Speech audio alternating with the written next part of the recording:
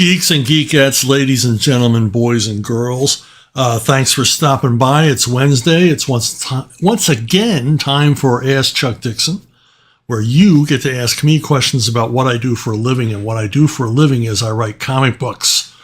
So strap in for another scintillating safari into the subterranean subculture of geekdom.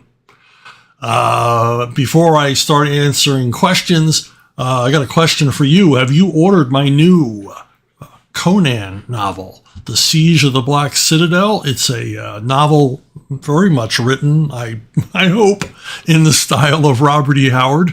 And it's a, archetypical Conan story. It's got everything you want in a story about the Cimmerian. It's, sex, violence, creepy monsters, dark magic, and all the rest of it. So I'd appreciate it if you would at least check it out, because I had a lot of fun writing it. It's the first of a series of 3, and the second one is already written. So it's coming down the pike. Scott Steubing, as kind of a follow-up to my last question, do you think that DC's multiple reboots as opposed to retcons helped or hurt DC in the long run? I don't think they helped. They kept turning to this and other tired gimmicks as a way of increasing sales. I don't know why they couldn't just do, company-wide crossover events. They used to work in the past. Why they had to feel they had to keep restarting the engine.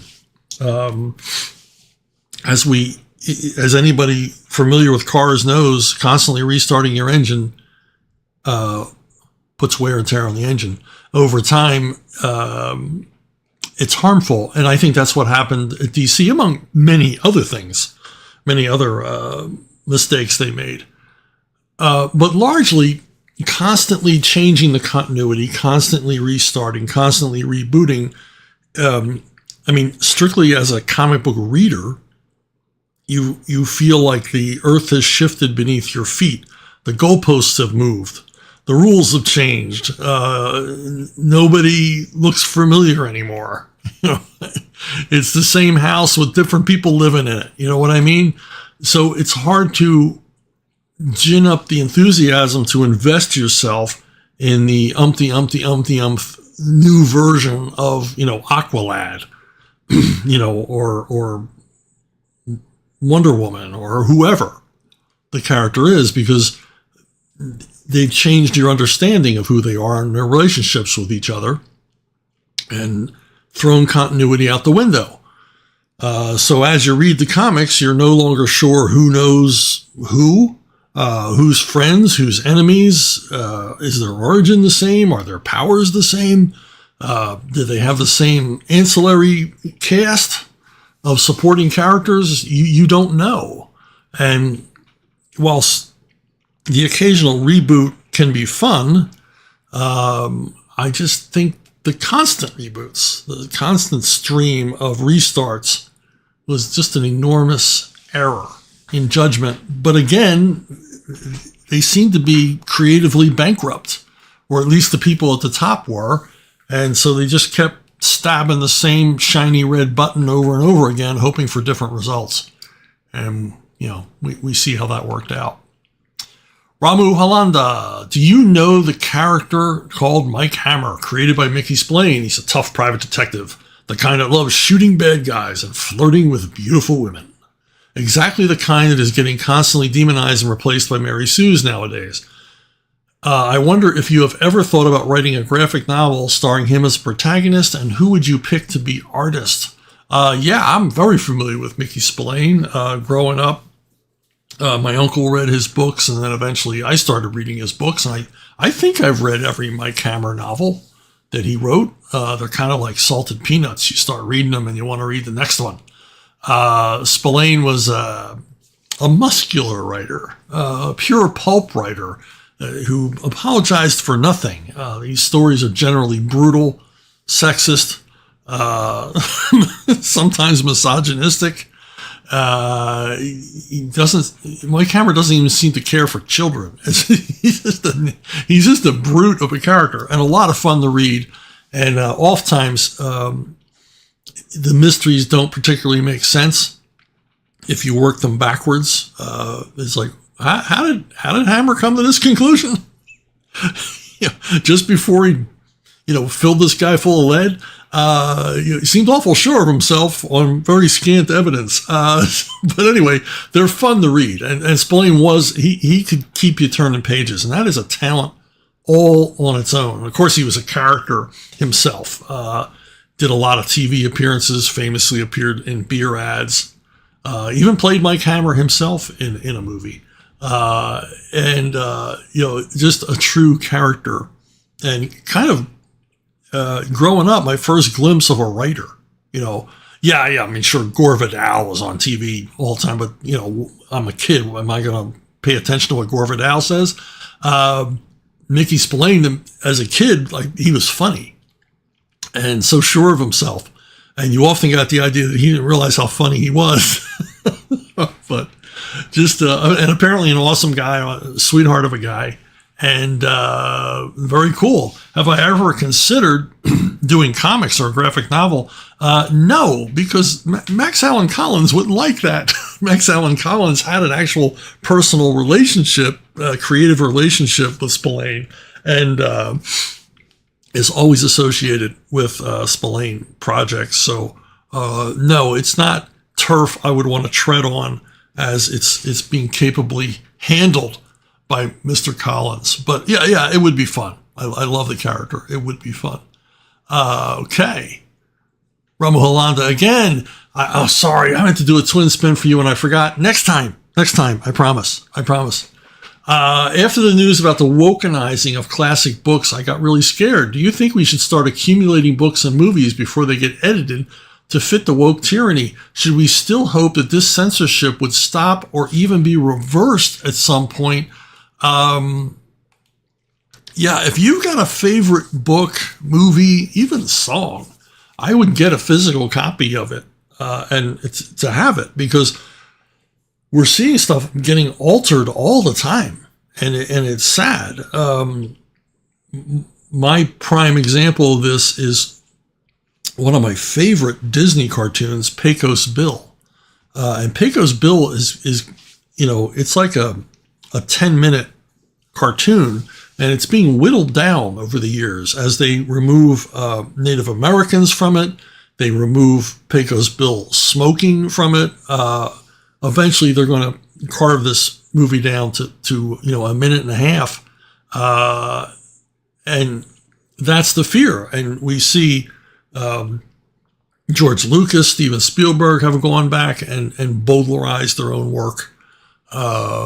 And other directors have evinced the opinion that they would like to go back and change their work to reflect, I'm doing air quotes here, modern sensibilities.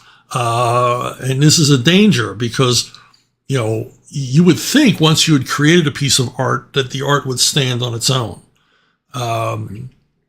Nobody wants to paint an ice cream cone in Mona Lisa's hand. Nobody wants to add wind turbines to Van Gogh's paintings. It's a dangerous trend, and it doesn't appear to be ending anytime soon. They keep on keeping on. Even after the pushback they got over Roald Dahl, they still plan on going ahead and changing what they feel are objectionable passages in James Bond. And as we see in Roald Dahl, what they find objectionable is like everything. Is there any adjective or adverb that isn't somehow a microaggression towards somebody somewhere? So if you have a work you love, and I've done this myself, I've made sure that I have books that I know will eventually come under attack. And it's a way of preserving them. As Ray Bradbury said, there's more than one way to burn a book. Alex Richmond, I've I'm always surprised at how wide your portfolio of comics is. Recently, I discovered you wrote many issues of the fantastic SpongeBob comics, which ran for a few years. I've heard that Steven Hillenburg, the creator of SpongeBob, was at that time more heavily involved with the comics than he was with the TV show. Just how much input did he offer during your time on the book? And did you find his input useful? What kind of input did he usually offer, if any? Yeah, I do have a wide portfolio of stuff I've done because I've never been a comic book specialist. I've never specialized in one genre. I love the medium. So whatever genre you threw at me to turn into comics, that was the challenge. That was the fun for me, especially new material, new characters. Now, when Chris Duffy approached me, I worked with Chris Duffy at DC as an editor before Chris left to work for Nickelodeon. And Chris contacted me when Steven decided to do his own line of comics, which were initially distributed by Bongo, same people who were doing The Simpsons. And so Chris said, would you be interested in, he says, I need content. I'm doing a monthly book, 32 pages of story and art, no ads. He says, I'm going to need content, and I know you can provide it if you're interested. Would you want to do some SpongeBob? And I said, yeah, I got kids that are just the right age, so I've seen a lot of SpongeBob. And he says, well, let me send you the Nickelodeon SpongeBob magazines that we did. And I said, I already have them. He says, what? I said, I bought them. I bought them at the supermarket when I saw them because the comics are so much fun. What you're doing with SpongeBob in comic form is fun. And so I have them all, so you don't have to send them to me. And I'm very familiar with the material, and, we started working together. And, over the course of time, basically Chris would turn to me and say, I've got 3 pages, I got 2 pages, I got 1 page I need to fill. And then I would pitch him stories that would either be full issues or 10 pages or 12 pages or whatever. And it was I had a lot of fun working on these, a lot of fun. And Chris was so awesome to work with. Now, as far as Steven Hillenburg's contribution, he was kind of in the background. I never dealt directly with him. I dealt with him through Chris, but he was very much involved, and he would make suggestions, but they were usually minor. I never had to rewrite stories or anything like that. But he would suggest things that he felt would make the story funnier. And of course, they did. His most common change was to change from actual comic art in a panel to perhaps a photograph of a fish, a photograph of, an undersea escarpment or whatever. And these suggestions went along with what he did on the show. He was always cutting away to photographs or animated photographs or live action. And so this was consistent with the SpongeBob thing. The toughest thing about writing SpongeBob was walking the fine line of absurdity. You're in a world where characters have campfires on the floor of the ocean. So it's like, how far can I push this without being too crazy? And apparently there was almost no limit. But the hard and fast rule is to never point out the absurdity. Never go meta. Never let the audience in on the fact that you knew this was crazy. So it's almost as if the stories were designed to make you think they were written by an idiot, which made them even funnier. So, but yeah, he was heavily involved with the comics, but I never had any direct contact. I would have enjoyed some direct contact with him, but my relationship with Chris was so solid, so rock solid, and the lines of communications were clear, and so there was never any need. John Bua. The world has gone wacky. All of a sudden, everyone wants to be represented in the entertainment they consume. I always saw myself in Ben Grimm, the lovable thing. I always felt alone in a crowd, a bit of a lug, and overall, a dependable friend. I felt a bond with that character even though his skin is rocky orange. I've also felt that Cyborg and I were similar. He, another rough exterior, soft interior, dependable friend. I managed to form this connection despite him being black and me being white. John goes on. And of course, Peter Parker was every nerdy kid who sucked at sports. How is it people nowadays don't see this, that they only see a connection to a character if they share the same skin pigmentation? I am broke, chubby, barely representable man who identifies with Batman, as Batman represents the boy dream of absolute justice and power. How is this all being missed by today's so-called fans? Well, the problem is it's not really being missed by the fans because the fans have gone missing. Comic book sales have collapsed, and it's not transitional, it's a trend.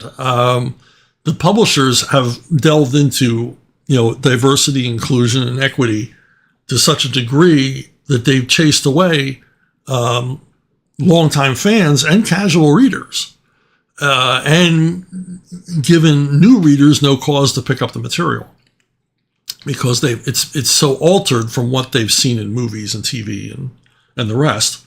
So I still believe firmly that, and I think it's an objective truth, that the superhero genre is a childhood wish fulfillment fantasy. And your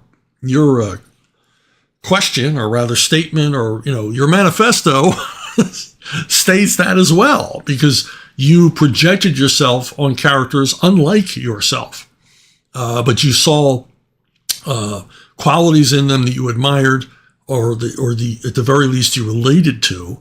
And so you found these characters interesting, and you could live vicariously through their adventures, being able to relate to them.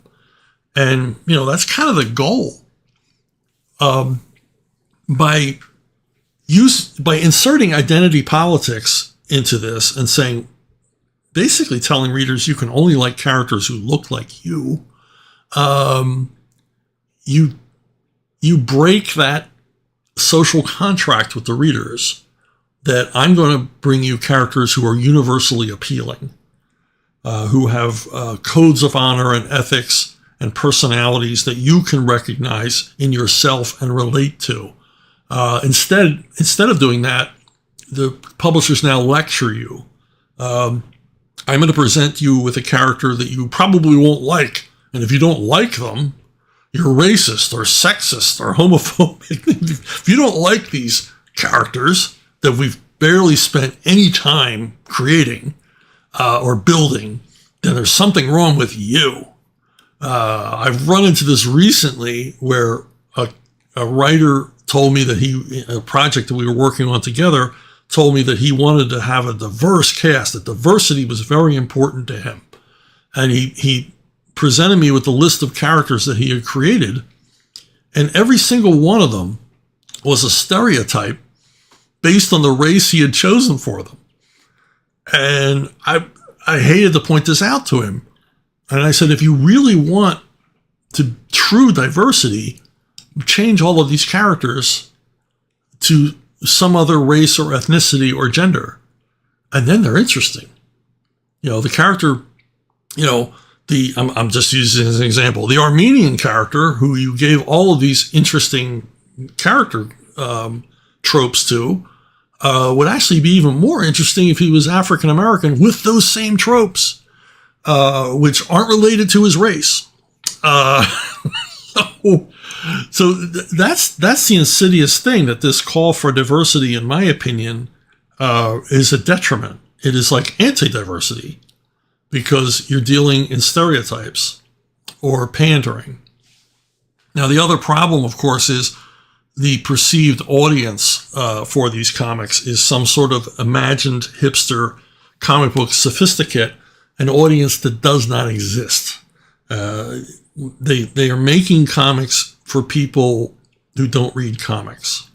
They're trying to appeal to an audience that will never, ever look at a comic book. And the small minority of these people who do it ironically. And from your own personal experience, any of you will know that anything that you do ironically, you don't do for a long time. It doesn't become a habit. If you're, ironically wearing your hat sideways, you're going to do that for about a week. I hope I answered your question there. I went off on a bit of a rant, but this stuff bugs me. It really does, because this whole diversity, inclusion, equity thing is having the exact opposite effect that its purveyors seem to espouse. Although I think maybe it is having the effect they want. It's dividing us and making us more aware of our differences rather than our similarities. And trust me, in the human race, our similarities far outnumber our differences. And our differences simply aren't important, or as important as are being presented to us in these wonderful days of the 21st century. Paul Petrick, would you be willing to be the everyday writer of the Dick Tracy comic strip? Yeah, I like Dick Tracy. I've read a lot of Dick Tracy. I read it as a kid growing up. I've read a lot of collections recently, and I like it. He's a badass crime fighter, takes no prisoners. It's an absolute, depiction of good versus evil. There's no gray areas with Dick Tracy. You're either a good guy or a bad guy, and bang, bang, bang, you're not around anymore. And Chester Gould was terrific at traps, which is something I admire. A good trap and a good escape from a trap, hard to write.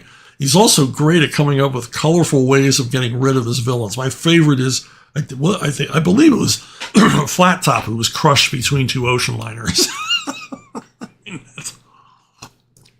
That's a great exit for a bad guy. I often wonder if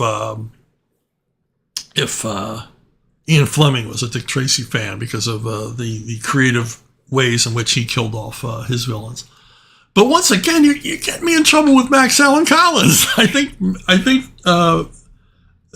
Max Allan is current writer on the Dick Tracy comic strip. Is this a conspiracy to have me replace him? I have no interest. The guy's doing a good job. He's invested in it. Leave him alone. Stop trying to replace Max Allan Collins with me. Obviously the Venn diagram of our interests coincide here and there, but that's no reason for me to take a guy's job away or try or even think about it. No writer likes to think there's another writer nipping at his heels or thinking, "Ooh, I'd like to write his stuff." I'd like the other half of that sandwich. I'll stay on my corner and he'll stay on his. MB, do you believe a woke character can be used in such a way as to not pander to any particular ideology? Basically, can a woke character be used in a way that would appeal to a broader audience? Well, I would argue that not necessarily woke, but we certainly have liberal characters, classic American liberal characters.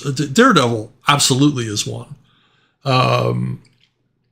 He's an idealist. He gets broken down, but rises up again, and nobody can take away his principles, his dedication to justice and fairness and equality and fraternity and all the rest of those wonderful things. He is a classic liberal and well presented. He's a character I don't particularly care for for a lot of those reasons. I don't care to write.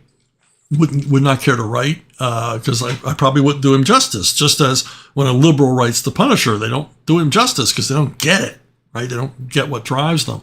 Another, famously liberal character is Oliver Queen, as represented or rebooted or reimagined by Denny O'Neil, and it continues to this day that Oliver Queen is a bleeding heart liberal, probably lifelong Democrat, supporter of unions and things like that. Always, looking for justice for the downtrodden and blah, blah, blah, blah, blah. All these great liberal principles. And I have written Oliver Queen.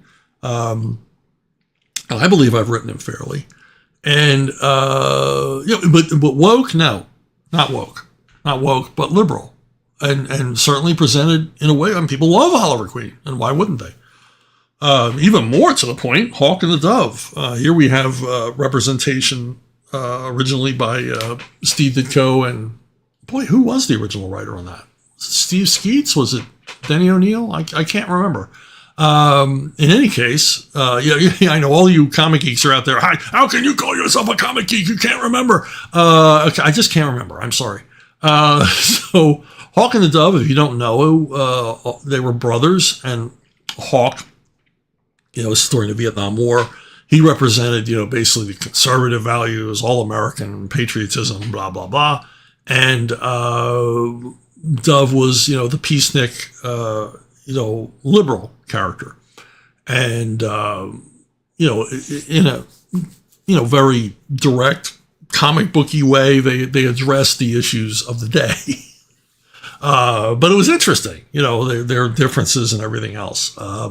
I think that Dove, even as a conservative, I think Dove was shown to be way more of a wimp than he should have been portrayed. But this was Ditko, who has absolutely no time for weakness. All of that said, can you make a woke character interesting? No, because it'd be like writing a comic about a member of a cult. Because people that are woke, the classic depiction or classic reality of a woke person is that they've bought into an ideology and they will not hear anything that defies that ideology. They will not listen to anything that they disagree with because they've already made up their mind about everything. They've already, and they really haven't made up their mind. They've been told what they should think.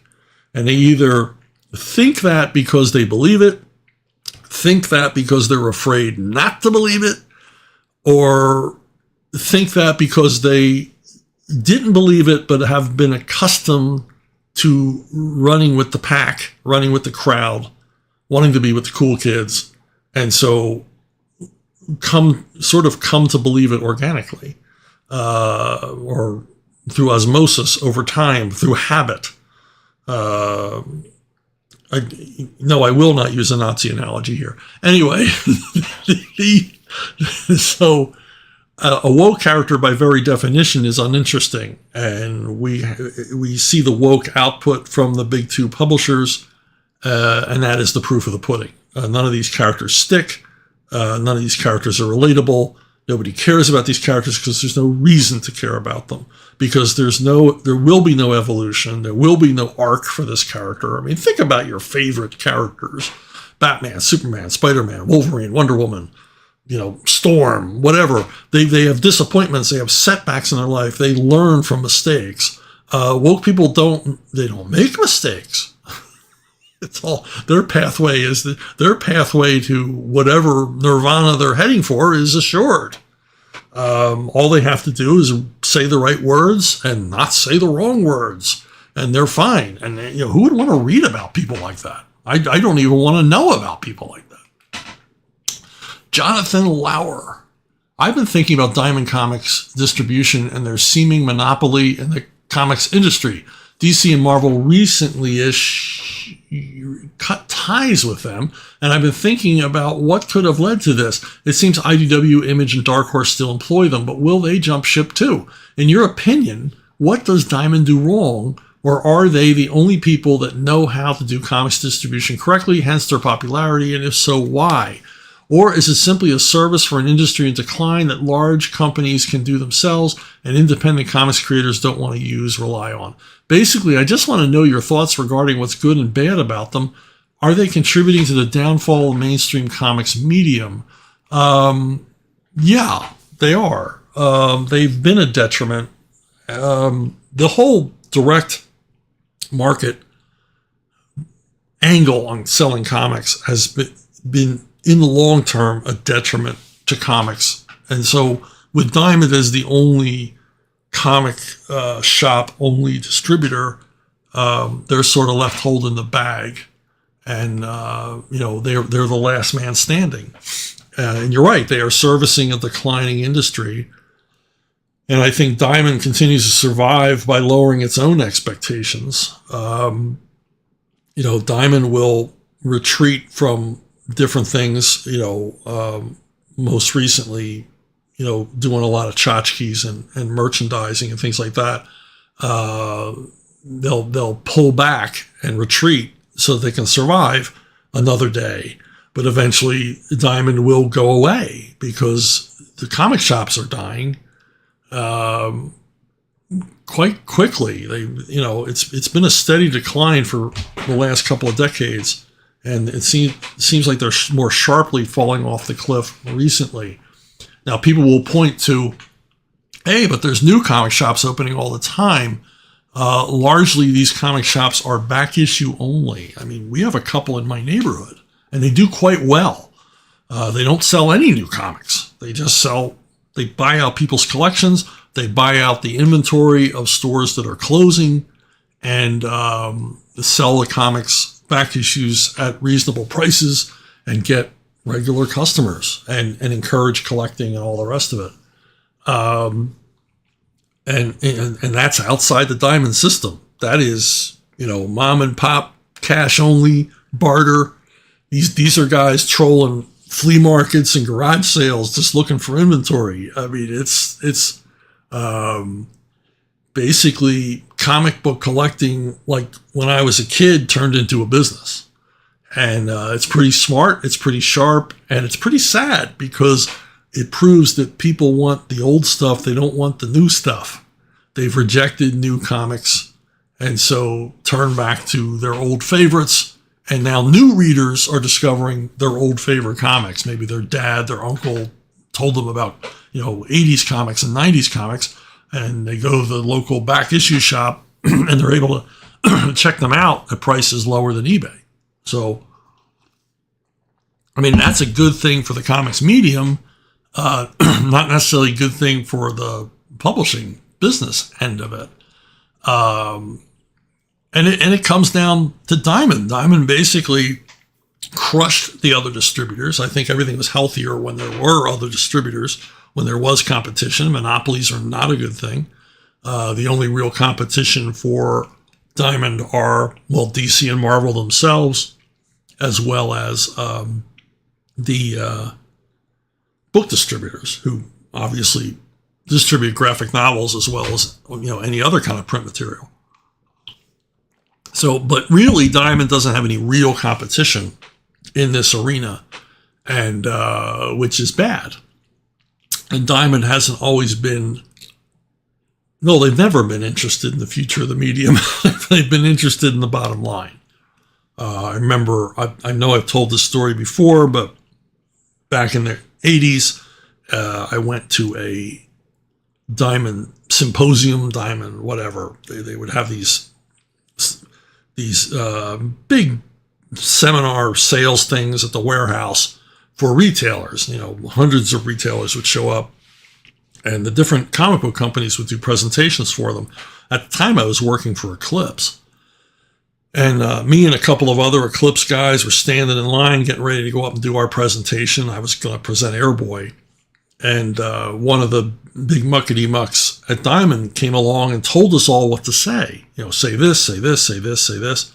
And I said, hey, I got my presentation ready. And he goes, yeah, but you need to say this, this, and this. I said, look, I don't work for you. I work for Dean Mullaney. And this guy said, you all work for us. So, and this was when there were still other distributors. But Diamond thought, we're the big boy on the block, and you got to do what we say. That's never a good situation. The other problem with Diamond and direct sales is that they campaigned to DC and Marvel to get off the newsstand, because they had convinced comic book retailers that the newsstand was their enemy, that the newsstand was competition. Why would someone come in a comic shop if they could just buy the comics at cover price at the newsstand? And idiotically, DC and Marvel gave into this and began to shrink their presence on the newsstand, began to pull back. Well, I can tell you from my own experience and my own royalty checks that the newsstand was where it was at, not the comic shops. At least for me, my majority of my sales were to casual readers at the newsstand. As comics moved from the newsstand to almost entirely direct sales, my income shrank significantly. And I'm sure that's true for a lot of other creators. And while it was a boom times for a while there in the 90s, when that ended, we were left with almost no newsstand presence. The comic book gold rush was over, and we all had to kind of find another way. We had to reduce our ambitions. we had to refinance the house. You know what I mean?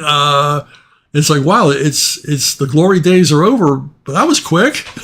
And there was nothing to go back to, because the scorched earth policy of DC and Marvel, they had virtually destroyed the newsstand presence.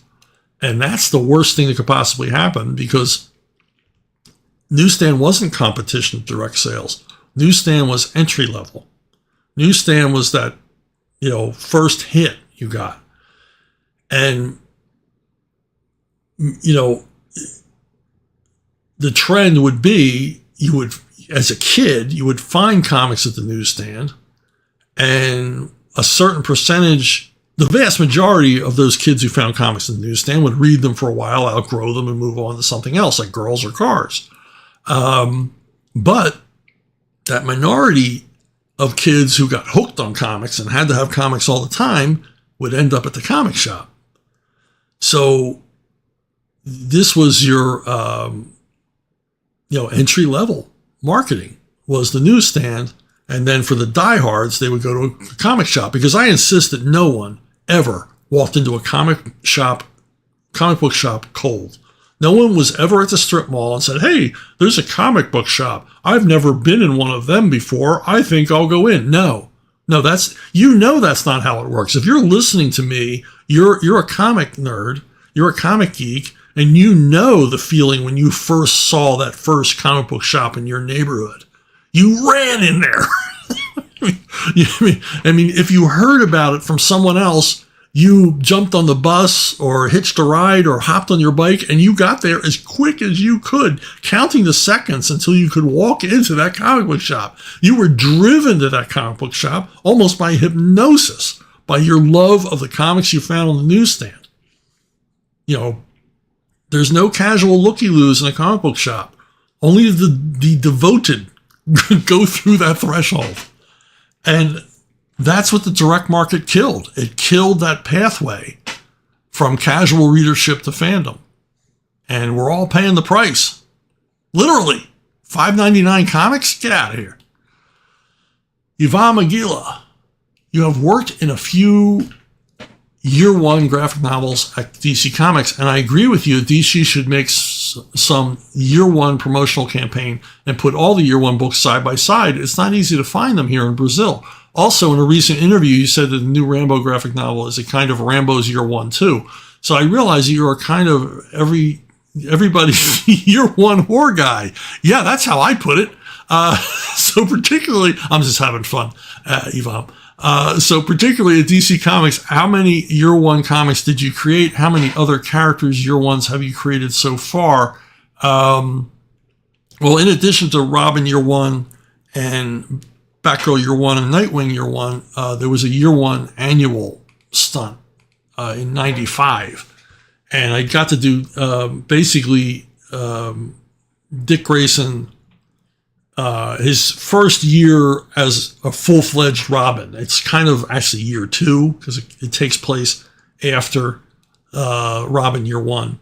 And then I got to retell the origin of Green Arrow in more detail, and a lot of which was borrowed for the television series.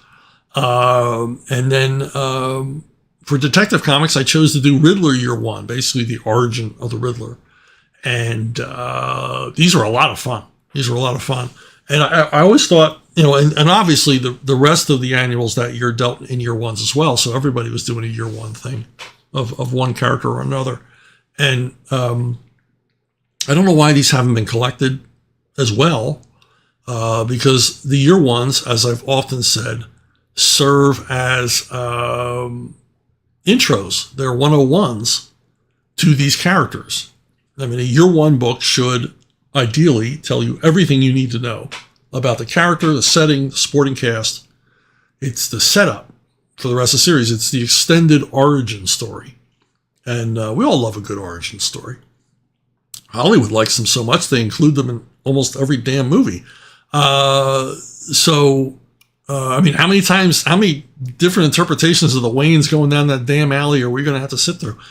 So anyway, yeah, I mean, these are important, but DC resisted marketing Year One as a marketing tool. To me, you say they're hard to find in Brazil. They're no easier to find here in the USA. And I propose many times to DC that they market these things with trade dress that was similar. So that you would have like a library of Year Ones, that would have identical spines and some kind of theme to them that would let you know this is part of the Year One series of books. So I think they should continue. I mean, my proposal was, why not Green Lantern Year One? Why not The Flash Year One? Wonder Woman Year, everybody. Just give everybody Year One. Why wouldn't you? Just for the sake of having it. First of all, they sold well. Every Year One I ever did was enormously successful. Some of the most successful projects I ever did at DC were these Year One things. And why wouldn't you continue that? Why wouldn't you? I guess the comic publishers stopped being a business and started being something else, caretakers. But caretakers for who? Certainly not the characters, certainly not the franchises. So anyway, long story short or long story longer, it's a damn shame they don't do them anymore. Okay, what's you reading? People ask me, hey, what comics? What current comics are you reading? The answer is almost always none. But I did read this Louis Trondheim version of Donald Duck. It's this big, oversized hardcover. It's a companion to an earlier volume featuring Mickey Mouse. And it's Donald's Happiest Adventures. And Trondheim imagines a series of comics. It starts with the premise that he and the artist on the book, whose name fails me at the moment, sorry,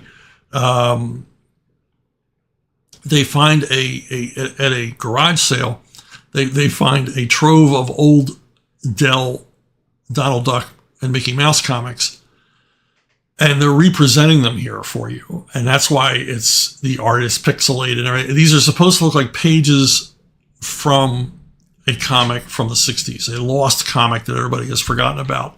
And it was so much fun to read. They even present pages that are stained, pages that are torn, and there are missing pages in the story. I love that there's missing pages because they couldn't complete their collection before presenting this to you. And there's a lot of like meta gags that break the fourth wall. It's a classic. This one is particularly a classic Donald Duck story, but at the same time, it's a parody on a Donald Duck story. And they point out the absurdities and ridiculousness of a lot of the situations.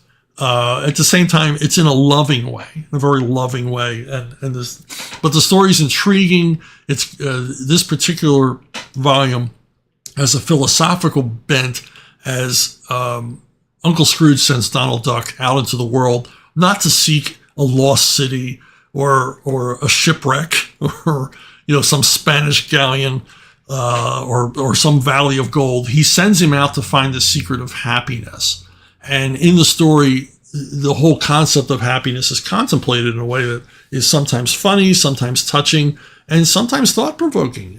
This is a great tribute to Carl Barks in that it shows it recognizes the depth of the examination of human nature that Carl Barks sometimes indulged in. It acknowledges that there's an intellect behind the creation and depiction of these characters. They're not just there to be, silly and goofy and get in ridiculous situations. That there's not necessarily something to be learned, but something to be discovered about these characters. And there's a depth to them. And these two guys capture that perfectly. And I urge you to get it. I'd urge you to get the Mickey Mouse one, but it's really expensive now. came out from IDW. This particular volume, which is a perfectly matching volume to the IDW Mickey Mouse volume, is from Fantagraphics. So, hey, someone mentioned Rambo earlier. So from Duckburg to the steaming jungles of Indochina, First Kill, which is a Rambo graphic novel about John Rambo's first tour in Vietnam, is available now on Indiegogo. It is available in demand, so you can still get in on this. It is at the printers now. It will be in the hands of all of you who bought it next month. And if you've seen the color work, it's astounding. Terrific cast of artists: Matt Barr, Butch Geis, Aaron Afflici, and others. I mean, it's just a beautiful, beautiful looking book. And as I've insisted that you know, it is a straight up Vietnam War story. There's no moping around as we take John Rambo from being a high school student in Arizona to the conflict in Vietnam, and embroils him in a fight for a besieged fire base deep in the jungles of the Ia Drang Valley. So if you like war stories, if you like Rambo, I urge you to check it out. You will not be disappointed.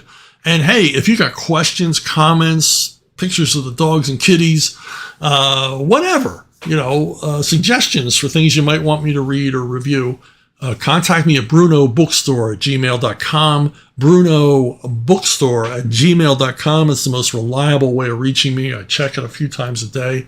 You can ask questions here below the video.